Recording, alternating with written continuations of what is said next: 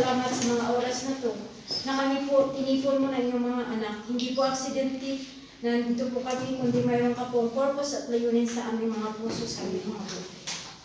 Lord God, maraming salamat dahil po ikaw ang nangunguna.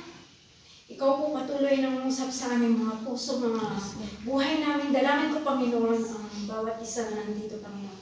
Puspusin mo ng iyong banal na Espiritu Santo. Mangusap ka sa kanila, Panginoon, Lord God. Amen. Maraming salamat po sa worship service namin, Panginoon. Maraming salamat sa buhay ni ni Brother Darwin na nag-step up po siya, Panginoon, na pangsamantala habang wala po si Pastor. Maraming salamat sa mga salita na binahagi niya, Panginoon. Nawa po, Panginoon, mayroon kami matutunan at ito po ay aming gagamitin sa araw-araw namin na pamumuhay, Lord God. Hindi lang po sa araw nandito kami, kundi bagkus, Panginoon, labanan po ng buhay namin sa bawat araw na saan man kami naroon. Lord God, maraming salamat po, Panginoon, sa iyong pinangako na hindi mo kami iwan at pabayaan, Panginoon, Lord God. Maraming salamat sa lugar na to. I-bless mo, Panginoon, ito. Yung lugar namin kung saan po kami pagtipon-tipon. Lord God, maraming salamat po sa bawat kapatiran na nagbigay po, Panginoon. Isipin po namin, Panginoon, na every Sunday nagbabayad po kami dito sa renta, Lord God.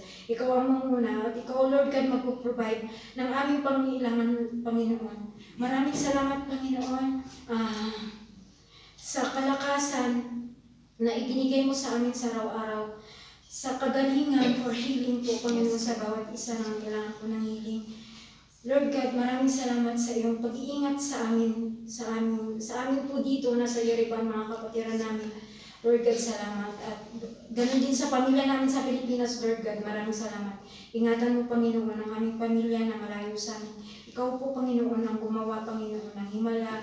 Lord God, na mayroon po din sila mapupuntahang church, Panginoon, at ma-encourage sila, Panginoon, na makikinig na yung mga salita. Lord God, maraming salamat, Panginoon, sa mga oras na ito, Panginoon. Hipuin mo ang aming mga puso isipan, ikaw po ang mga Panginoon.